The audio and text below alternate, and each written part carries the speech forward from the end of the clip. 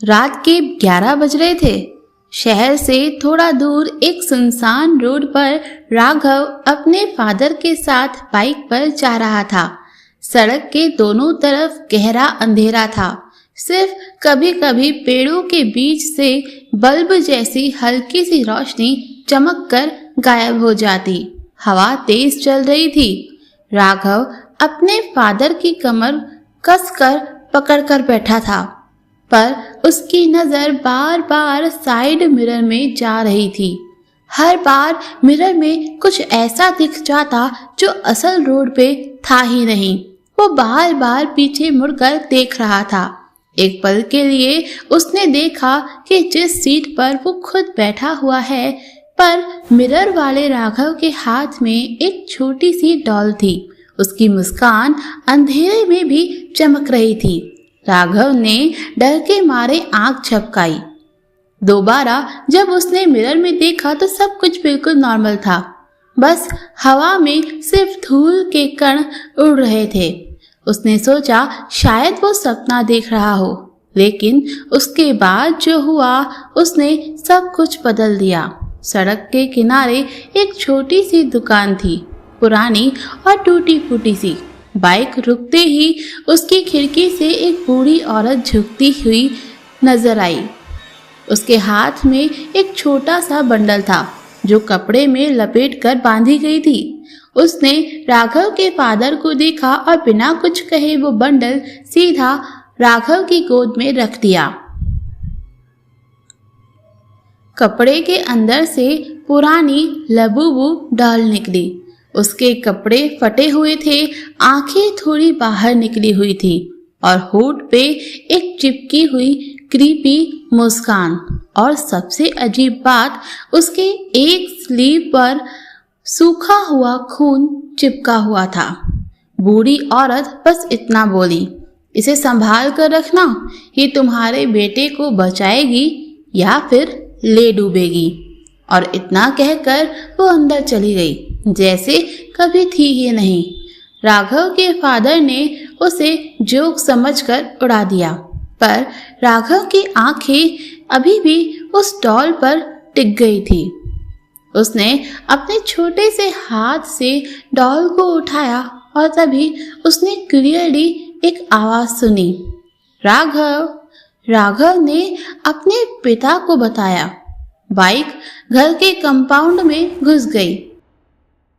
राघव ने अपने पिता से इस बारे में बात करना चाही, लेकिन उसके फादर ने कहा, अरे ये सब बकवास है, पुराने लोगों की कहानियां। एक खिलौना बस खिलौना होता है। पर राघव चुप था। उसकी नजर डॉल से हट ही नहीं रही थी। डॉल के होठों पर चिपकी हुई वो मुस्कान ऐसी लग रही थी जैसे अंधेरे में और बड़ी हो गई हो। रात को जब सब सो गए, राघव ने डॉल को अपने तकिए के पास रख दिया, लेकिन नींद में ही उसने महसूस किया जैसे कोई उसके कान के बिल्कुल पास से उसका नाम ले रहा हो, राघव। उसने आंख खोली। कमरा बिल्कुल खामोश था। बस एक चीज बदल गई थी। डॉल अब तकिए के पास नहीं थी। वो बेड के कोने पर बैठी हुई थी और उसके कपड़े पर छोटे छोटे लाल दाग चमक रहे थे, जैसे नए नए खून के। ये देखकर राघव घबरा गया।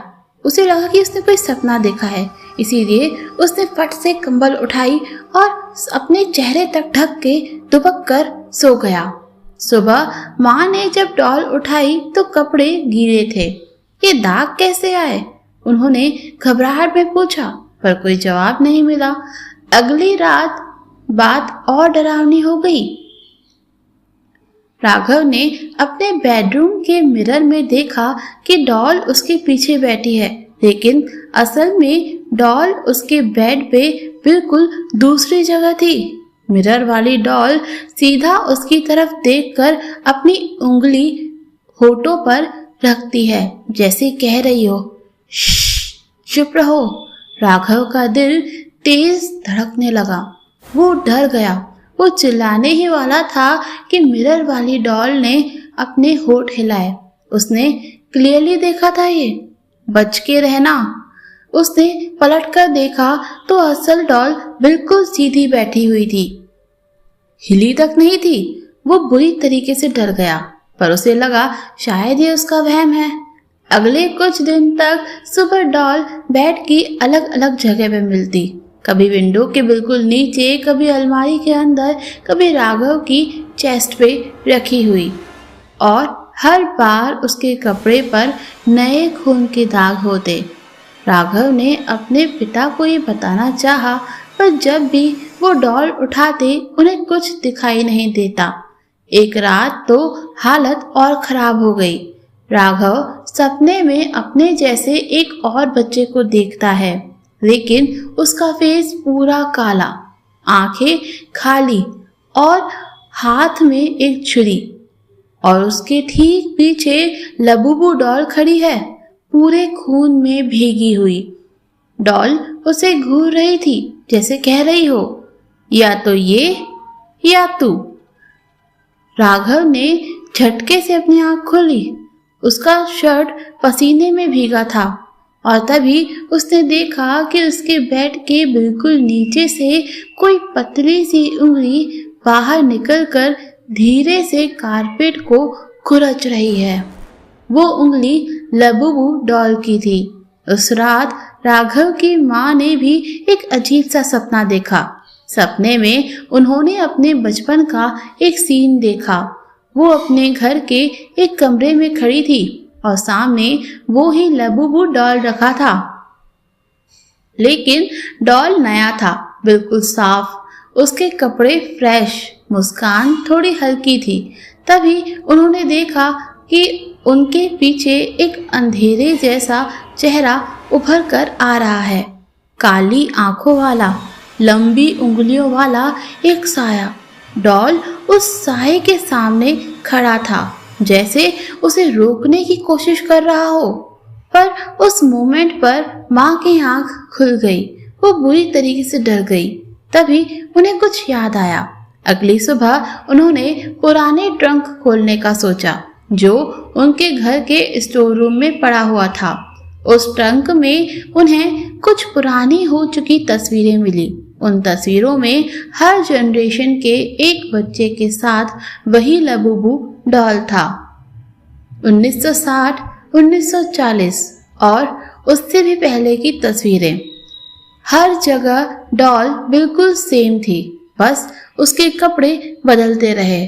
उन तस्वीरों के नीचे एक पुराना कागज भी मिला, जिसमें लिखा था, Labubu is not a toy, it is the guardian bond by curse. One child is chosen in every bloodline, the doll protects one but demands माँ के अनदर। हाथ कांपने लगे। मतलब हर जनरेशन में एक बच्चा बचा रहता था, पर उसके बदले कोई और, चाहे फैमिली का हो या कोई और बच्चा, अपनी जान गंवा देता था। डॉल एक एंजल भी थी और एक कर्स भी। राघव की माँ को अब समझ आया कि इस डॉल के कपड़ों पर खून क्यों होता था। डॉल रात को किसी डार्क एंटिटी से लड़ती थी, जो हर जनरेशन में एक बच्चे की जान लेने आती थी। लेकिन इस लड़ाई का दाम भी लगता था। हर दफ़ा एक और निर्दोष बच्चा या तो गायब हो जाता या डेड मिलता। और सबसे बड़ा राज, डॉल असल में एक बच्चे की आत्मा से बनी थी। बहुत सालों पहले एक बच्चा अपने घर को बचाने के लिए बलि चढ़ा था, और उसकी आत्मा को इस डॉल में बांध दिया गया था। तब से डॉल हर जनरेशन के एक बच्चे को गार्ड करती है, लेकिन अपना कर्ज भी साथ लाती है। एक को बचाने के लिए एक और को मरना पड़ता। राघव के फादर ने इसे बकवास कहा, उस पर यकीन नहीं किया, पर उसी रात उन्हें भी सपना आया।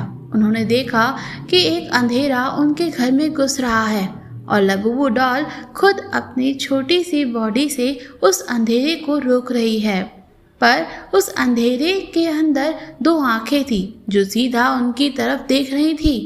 और फिर उन्होंने अपने सामने सपने में अपने ही बेटे को डेड वर्जन में देखा। बिना जान, पीली स्किन, आंखों के नीचे काले गड्ढे। उसके पास खड़ी डॉल खुद खून से भीगी हुई थी और छुरी पकड़े थी। तभी जोर से आवाज आई, one will leave, one will die. Raghav के फादर ने सपना किसी से शेयर नहीं किया। वो पूरी तरीके से डर गए थे, पर सुबह उनका चेहरा सफ़ेद पड़ गया था। माँ समझ गई कि उन्होंने भी कुछ देखा है, लेकिन दोनों चुप रहे। सिर्फ एक ही चीज़ कॉमन थी दोनों के सपने में। डॉल खुद चल रही थी, खुद लड़ रही थी और खुद खून में भीग रही थी। उस रात राघव ने नींद में देखा कि वो एक अजीब अंधेरे कमरे में खड़ा है। दरवाजे, दीवारें काली, जमीन दलदल जैसी और हवा में एक गंदी सी बदबू। उसके सामने उसका खुद का परछाई खड़ी थी, काला, आंखों में गड्ढे, उसी की हाइट और शक्ल का। परछाई के हाथ में छुरी थी और उसके पीछे लबूबू डॉल खड़ी थी, पर यह डॉल असल वाली डॉल से अलग लग रही थी। इसके दांत बड़े थे, होठ खुले हुए थे और आंखें अंधेरे में भी चमक रही थी। वो सीधा राघव को देखकर बोली, चूज वन, या तू या वो। राघव चीख कर उठ बैठा। उसका गला सूख गया था, लेकिन सबसे डरावनी बात ये थी, जब उसने बेड के कोने में देखा तो डॉल उसी पोजीशन में बैठी थी जो उसने सपने में देखा था। सर झुकाकर सीधा उसे देख रही थी। माँ ने घबराहट में अगले ही दिन एक काम किया। उन्होंने कमरे में एक सीसीटीवी कैमरा लगवा दिया ताकि सच समझ आए। रात को रिकॉर्डिंग चलती रही। सुबह माँ ने फुटेज देखी तो उनकी सांस अटक गई। फुटेज में क्लियरली दिख रहा था, आधी रात को डॉल अपने आप हिलती है, धीरे से बेड से उतरकर खिड़की के पास जाती है। वहाँ जाकर वो किसी इनविजिबल चीज़ से लड़ने लगती है। उसके छोटे छोटे हाथ हिल रहे थे और कभी कभी उसके कपड़े छिल जाते और खून टपकाने लगते। लेकिन अगला मोमेंट और भी ज़्यादा हैरत अंगेज था। कैमरे में एक सेकंड के लिए राघव गायब हो जाता है और उसकी जगह एक डेड चाइल्ड की बॉडी पड़ी होती है, सफ़ेद, ठंडी, आंखें खुली और होठ नीले। और डॉल उसके बेड पर लेटे हुए चैन से सो रही थी, जैसे असली बच्चा वो ही हो। फुटेज बस 1 सेकंड का था, फिर भी सब नॉर्मल था। बाद में जैसे कोई ग्लिच हो, लेकिन माँ के पैरों तले ज़मीन खिसक गई। उस दिन से उन्होंने नोटिस किया कि मिरर में रिफ्लेक्शन वाली डॉल अलग बिहेव करती है। जब असल डॉल चुप बैठी होती है, रिफ्लेक्शन वाली डॉल कभी आंख झपका देती है, कभी अपना सिर हिला देती है और कभी तो सीधा लिखने लगती है, रन। एक रात माँ बाथरूम में गई और वहाँ के मिरर में उन्होंने कुछ ऐसा देखा जो उनकी चीख निकल गई। रिफ्लेक्शन में डॉल उनके पीछे खड़ी थी, उनके होठ खुले हुए थे। उसने क्लियरली कहा, आज रात 1 चला जाएगा। रात के 12 बजे घर के आंगन में अंधेरा बरसा हुआ था। राघव की माँ ने हिम्मत जुटाकर पुरानी लबूबू डॉल को ज़मीन पर रखा और मिट्टी का तेल डालकर माचिस जलाई। ना रहेगा बांस, ना बजेगी बांसुरी। जब ये डॉल ही नहीं रहेगी तो फिर मेरे बच्चे को कोई मुझसे दूर ही नहीं कर पाएगा। अगले ही पल डॉल के कपड़े वाली बॉडी जलने लगी, पर जैसे जैसे आग बढ़ी, डॉल से धुआं और चीख जैसी आवाज़ निकलने लगी। माँ कांपते हुए बोली, बस अब सब खत्म, मेरा बच्चा अब सुरक्षित है। लेकिन जैसे ही कपड़े जल गए, अंदर से एक छोटी बच्ची का कंकाल नजर आने लगा। तभी उस कंकाल के जबड़े हिले और आवाज़ आई, तुमने ये अच्छा नहीं किया, अब तुम्हारे बेटे की बारी है। माँ के हाथों से माचिस गिर गई। आग अपने आप बुझ गई।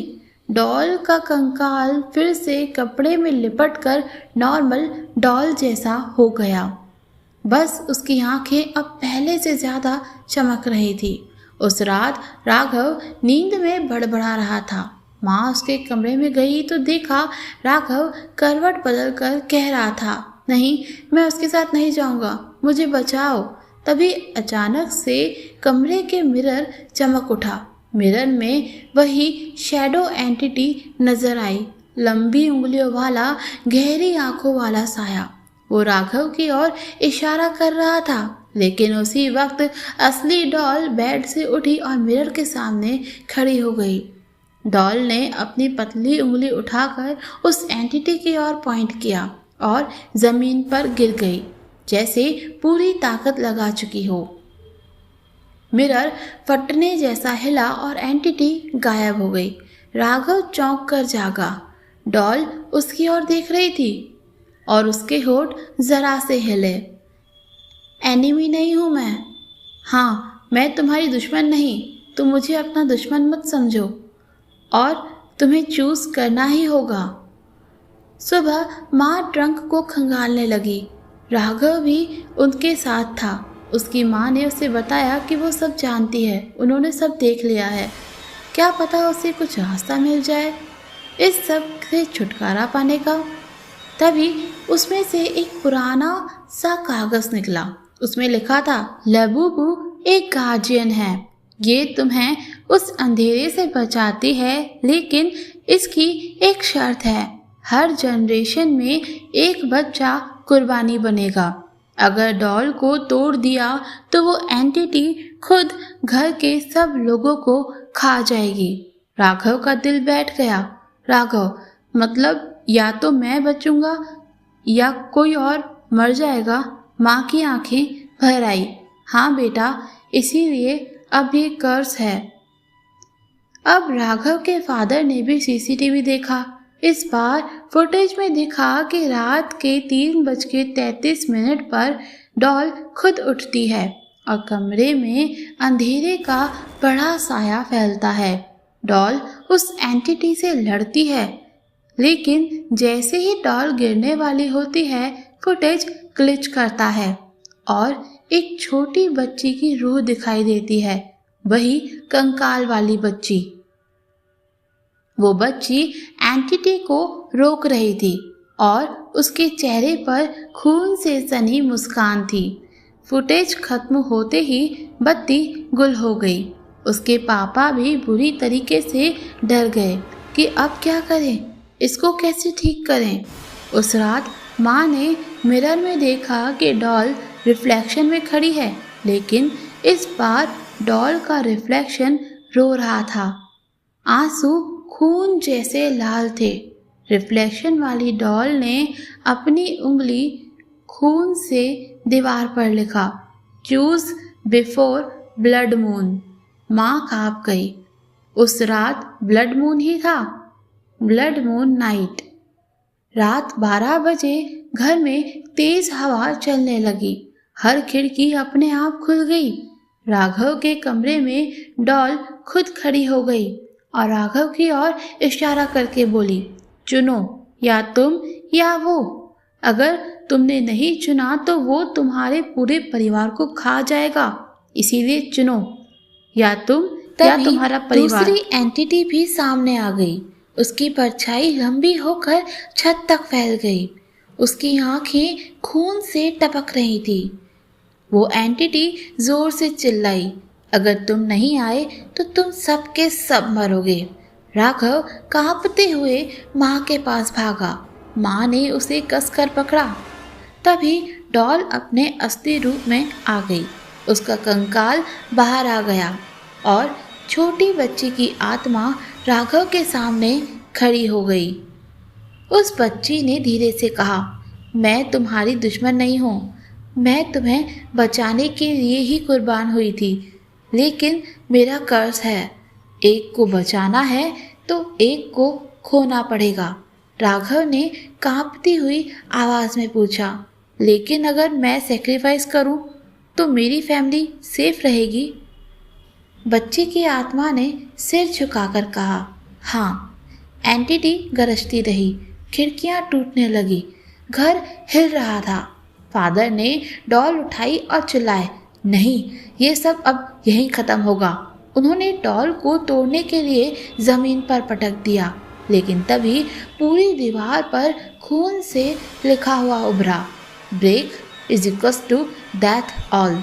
मतलब अगर इस डॉल को तोड़ा गया तो सभी के सभी मर जाएंगे। तभी पूरा कमरा अंधेरे में डूब गया।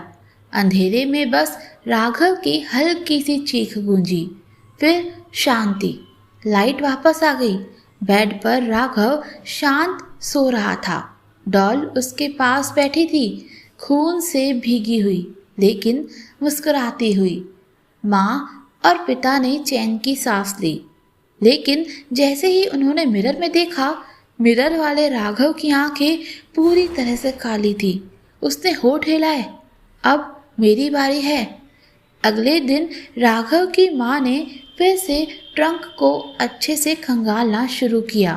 पुराने कागज के नीचे उन्हें एक आधी जली हुई डायरी मिली। डायरी अंग्रेजी और टूटी फूटी लैटिन भाषा में लिखी थी। उसमें लिखा था, the curse can end only when the chosen child offers love instead of blood. माँ का दिमाग चकरा गया। उन्होंने डायरी पूरी पढ़ने की कोशिश की। उसमें लिखा था कि जिस बच्चे की आत्मा को डॉल में बांधा गया था उसे कभी प्यार नहीं मिला। वो सेक्रीफाइस के रूप में मरी, इसीलिए कर्स में फंसी रही। हर जनरेशन में वो बच्ची मौत के बदले जिंदगी लेती रही। लेकिन अगर कोई बच्चा अपनी जान देने की जगह उसे अपना दोस्त मान ले, उसका दर्द बांट ले, तो उसका अधूरा सफर पूरा हो सकता है। पर वो भी ऐसा कैसे होने दे सकते थे? अपने बच्चे को पूरी जिंदगी एक आत्मा के साथ कैसे बांध देते? इसीलिए उन्होंने तय किया कि वो इस सब से लड़ेंगे। अगर उन्हें अपनी जान भी देनी पड़ जाए तो भी वो पीछे नहीं हटेंगे। रात को राघव ने महसूस किया कि डॉल उसके पास खड़ी है। उसकी आंखें आंसुओं से भीगी हुई हैं। राघव डरने के बजाय उससे बोला, तुम मुझे मारना नहीं चाहती ना? तुम बस अकेली हो। डॉल की आंखों से 2 बूंद आंसू के गिर गए। कंकाल वाली बच्ची की आवाज आई, मुझे कोई अपना नहीं कहता, इसीलिए मैं यहाँ फंस गई हूँ। उसी रात ब्लड मून फिर से आसमान में आया। शैडो एंटिटी और भी ज्यादा ताकतवर हो गई। खिड़कियाँ जोर जोर से बजने लगी। दीवारों से खून रिसने लगा। एंटिटी ने कमरे में कदम रखा। उसकी आवाज गूंजी, एक को आना ही होगा वरना सबको खा जाऊंगा। माँ और पिता राघव के सामने खड़े हो गए। डॉल कंकाल में बदल चुकी थी और एंटिटी से लड़ने लगी, लेकिन डॉल की हड्डियां टूटने लगी। अब वो कमजोर पड़ रही थी। एंटिटी ने राघव की ओर इशारा किया, चूज, या तू या तेरे माँ बाप। राघव कांपते हुए डॉल के पास गया। उसने कंकाल वाली बच्ची को गोद में उठा लिया। राघव रोते हुए, तुम मेरा खिलौना नहीं हो, तुम मेरी दोस्त हो। तुम मुझे बचाने के लिए नहीं बल्कि मेरे साथ रहने के लिए बनी हो। मैं तुमसे दोस्ती टूटने नहीं दूंगा। कंकाल वाली बच्ची की आंखें चमकी। पहली बार उसके चेहरे पर डरावनी मुस्कान की जगह सुकून दिखा। उसने एंटिटी की तरफ देखा और कहा, अब मुझे किसी की जान नहीं चाहिए, मैं अब आज़ाद हूँ। अचानक कमरे में तेज रोशनी फैल गई। शैडो एंटिटी चीखने लगी जैसे उसकी पूरी ताकत चल रही हो। डॉल का कंकाल धीरे धीरे राख बन गया। उसकी जगह एक छोटी मासूम बच्ची की परछाई खड़ी थी। उसने राघव की ओर मुस्कुराकर हाथ हिलाया। थैंक यू, अब मैं फ्री हो गई। और वो रोशनी में विलीन हो गई। एंटिटी भी राख बनकर गायब हो गया। सुबह जब सब जागे तो पहली बार घर में शांति थी। कोई अजीब आवाज, कोई खून के दाग, कोई मिरर ग्लिच, कुछ नहीं। पुरानी डॉल अब बस राख थी। माँ ने वो राख ट्रंक में रख दी और ट्रंक को बंद कर दिया। राघव ने खिड़की से बाहर देखा और मुस्कुराया। अब कोई और बच्चा नहीं मरेगा। रात को जब सब सो रहे थे, सीसीटीवी खुद ब खुद चालू हो गया। फुटेज में राघव अपने बेड पर सोता दिखा, लेकिन मिरर में एक छोटी बच्ची की झलक आई, वही जो कर्ज से आज़ाद हुई थी। उसने राघव के सिर पर हाथ फेरा और धीरे से बोली, दोस्त बनाया है, अब हमेशा तुम्हारे साथ रहूंगी। कैमरा ग्लिच करता है और लास्ट फ्रेम में डॉल की पुरानी मुस्कान दोबारा दिखाई देती है, लेकिन इस बार डरावनी नहीं, मासूम। दोस्तों, अगर आप सभी को ये कहानी पसंद आई हो तो ऐसी ही और कहानियाँ सुनने के लिए मेरे चैनल को सब्सक्राइब ज़रूर कीजिएगा। Thank you for watching.